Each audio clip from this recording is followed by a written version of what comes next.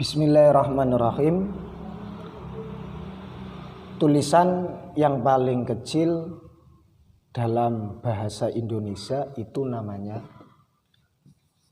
huruf. Seperti contoh A, B, C, D. Kemudian tulisan yang paling kecil kalau bahasa Arab itu dinamakan huruf. Seperti contoh A, Ba, Ta, Sa. Di atas huruf ada yang namanya kata. Kata ini susunan dari beberapa huruf, rangkaian dari beberapa huruf. Seperti contoh S, A, Y, A. Susunan huruf S, A, Y, A disebut dengan kata. Kemudian contoh lagi M, A, K, A, N. Susunan M, A, K, A, N ini disebut kata. Kemudian susunan huruf R, O, T, I. Susunan ini disebut dengan kata. Kemudian kalau menurut bahasa Indonesia, susunan dari huruf, rangkaian dari huruf disebut dengan kalimat. Seperti susunan hamzah, nun, dan alif. Ana. Hamzah, nun, alif, susunan huruf ini disebut dengan kalimat. Kemudian susunan hamzah, alif, kaf, lam, akulu ini dinamakan kalimat. Contoh lagi al-hubsah. Susunan huruf ini dinamakan kalimat. Yang intinya kata secara bahasa Indonesia susunan atau rangkaian dari beberapa huruf. Kemudian kalimat secara bahasa Arab susunan dari beberapa huruf A, Ba, Ta, Sa. Dirangkai jadi satu dinamakan kalimat. Di atas kata ini ada kalimat. Kalimat ini rangkaian dari beberapa kata. Jadi rangkaian saya makan roti semuanya ini dinamakan dengan kalimat secara bahasa Indonesia. Kalau rangkaian kalimat secara bahasa Arab maka dinamakan kalam, bisa kalim, bisa kaul. Rangkaian dari beberapa kalimat ana, akulu, al-hubsa dinamakan kalam, kalim atau kaul. Yang intinya kita bisa mendeteksi apa itu kalimat. Kalimat ini rangkaian dari beberapa huruf. Intinya kita bisa mendeteksi apa itu kalimat. Bahasa Arabnya, kalau bahasa Indonesianya berarti kita bisa mendeteksi yang namanya kata. Kalimat dalam bahasa Arab seperti dalam Al-Quran ratusan ribu kata, bisa triliunan kalimat kalau kita mengumpulkan beberapa kitab hadis. Itu sebenarnya hanya terbagi menjadi 3. Yang pertama kalimat isim, kedua kalimat fi'il, ketiga kalimat huruf. Semisal alhamdulillahi rabbil alamin. Dari beberapa susunan kata ini, satuannya yaitu lafadz alhamdu, lafadz lillahi, lafadz robbi, lafadz al-alamin dinamakan kalimat. Kalau sudah berbicara kalimat, maka kita pasti pilihannya ada 3. Isim, fi'il, atau huruf. Lafadz Allah, lafadz lillahi sama, pilihannya juga hanya 3, isim, fi'il, huruf. Robbi ini juga sama, pilihannya karena ini kalimat, kalau bukan isim, fi'il, huruf. Al-alamin sama, pilihannya 3, isim, fi'il, huruf. Dan semuanya yang ada dalam Al-Quran, dalam hadis, dalam kitab-kitab yang berbentuk bahasa Arab, yang menjadi poinnya kalau bukan isim, kalimat fi'il, atau kalimat huruf. Nah, terus bagaimana cara kita mengetahui alhamdu kalimat isim, apa fi'il, apa huruf, lillahi rabbi al-alamin, ini kalimat isim, apa fi'il, apa huruf. Maka ada 2 cara untuk mengetahui itu kalimat isim, kalimat fi'il, kalimat huruf. Kalimat isim yang pertama kalau kita sudah tahu arti. Kalau kita sudah tahu arti, setiap kata yang menunjukkan kata benda itu pasti kalimat isim atau menunjukkan kata sifat. Ini juga dinamakan kalimat isim. Seperti contoh mim, sin, jim, dal, artinya masjid. Ini menunjukkan kata benda, otomatis masjidun dinamakan kalimat isim. Atau contoh Allahu Akbar. Akbar artinya agung. Arti agung ini menunjukkan makna sifat. Berarti lafadz akbar ini dinamakan kalimat isim. Itu cara yang pertama mengetahui kalimat isim kalau kita sudah tahu artinya. Kemudian bagaimana caranya kita mendeteksi, mengetahui kalimat isim kalau belum tahu arti? Maka menggunakan tanda. Tanda-tanda kalimat isim yaitu ada yang pertama jar atau kasroh.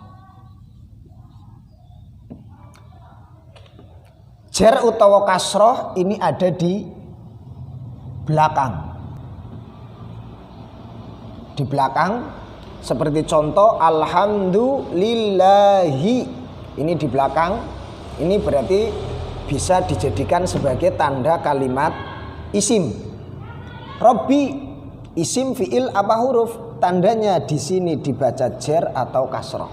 Berarti Robbi termasuk kalimat isim. Kemudian tanda-tandanya lagi yang kedua tanwin. Tanwin ini juga posisinya ada di belakang. Contohnya madrasatun.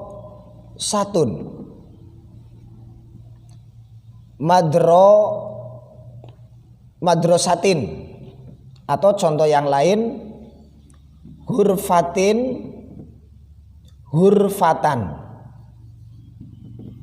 Madrasatun ini tanwin, ada di belakang sebagai tanda kalimat isim. Hurfatan ini fathah tanwin di belakang juga sebagai tanda kalimat isim. Hurfatin kasroh tanwin juga menjadi tanda kalimat isim. Kemudian tanda-tandanya lagi yaitu kemasukan al. Kalau al ini ada di depan, al ada di depan, contohnya ini yang sudah ditulis alhamdulillah. Tadi ada 3, 1, 2, 3 isim, fiil, apa huruf. Di depan ternyata ada al, maka alhamdulillah dinamakan kalimat isim. Dan contoh-contoh yang lain seperti ar-Rahmani, di depan ada al, berarti dinamakan kalimat isim. Ar-Rahimi, ini dinamakan kalimat isim. Kenapa? Karena diawali dengan al. Itu tanda-tanda kalimat isim yang nomor 3. Kemudian tanda yang keempat, kalau kita tidak tahu artinya, kita mengetahui atau mendeteksi kalimat isim dengan kemasukan huruf jar atau huruf khofat. Huruf khofat itu banyak, ada min, ila, an, ala, fi, ruba, ba, kaf, lam. Setiap lafadz yang kemasukan min, ila, sampai lam, ini pasti dinamakan kalimat isim. Contohnya dhahaba zaidun ilal madrasati. Lafadz ilal madrasati ini kalimat apa? Isim, fiil, atau huruf? Kalau kita lihat tandanya ada ila, maka tidak perlu kita melihat artinya. Sudah cukup. Artinya apa? Tidak perlu. Yang penting tahu tandanya ada huruf jar atau huruf khofat. Atau contoh yang lain, fiddari zaidun fiddari. Lafadz fiddari kalimat apa? Apa isim, fiil, apa huruf? Tidak tahu artinya apa fiddari. Di sini ternyata ada huruf jar yang berupa fi, maka fiddari dinamakan kalimat isim. Itu cara mengetahui kalimat isim apabila tidak tahu arti dari kosakata Arabnya. Kemudian untuk kalimat fiil ini sama seperti kalimat isim. Cara mengetahuinya ada 2. Kalau kita tahu arti, kalimat fiil menunjukkan kata kerja. Seperti contoh berdiri atau koma. Ini menunjukkan kata kerja. Maka koma ini dinamakan kalimat fiil.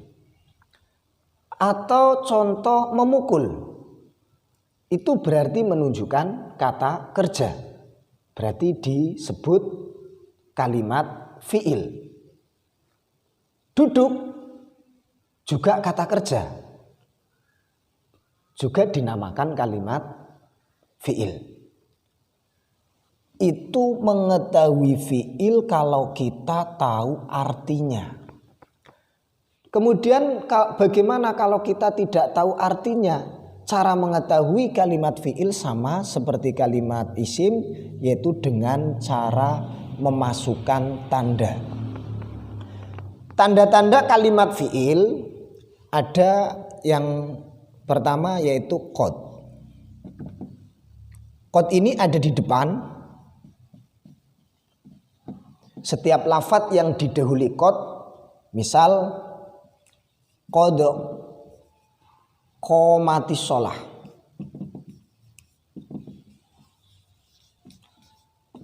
Lafadz qad qomat pasti koma ini kalimat fi'il karena kemasukan, karena didahului oleh qad. Kemudian tanda-tanda kalimat fi'il yang kedua adalah sin. Seperti contoh sayaqulu. Ini berarti yaqulu ini kalimat fi'il karena didahului sin. Tapi untuk sin sebenarnya tidak terlalu penting. Untuk pemula yang penting sudah tahu kalau setiap lafaz didahului dengan sin itu pasti kalimat fi'il. Kemudian tanda yang ketiga, cara mengetahui kalimat fi'il dengan dimasuki saufa.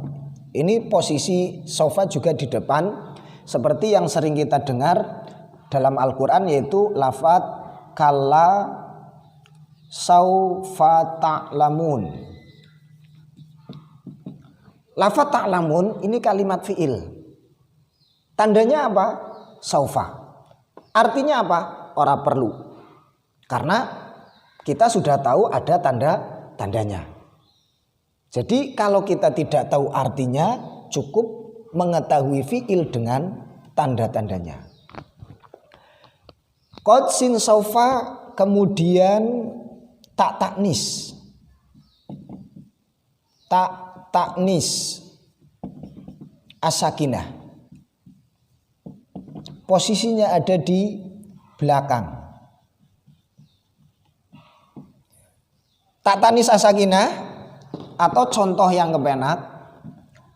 Jadi tanda yang keempat ini adalah tak taknis as-sakinah atau tak yang disukun yang ada di belakang. Tak yang seperti ini yang ada di belakang dibaca sukun itu tak taknis as-sakinah. Kalau ada lafaz diakhiri dengan tak seperti ini dan dibaca sukun, seperti contoh dorobat.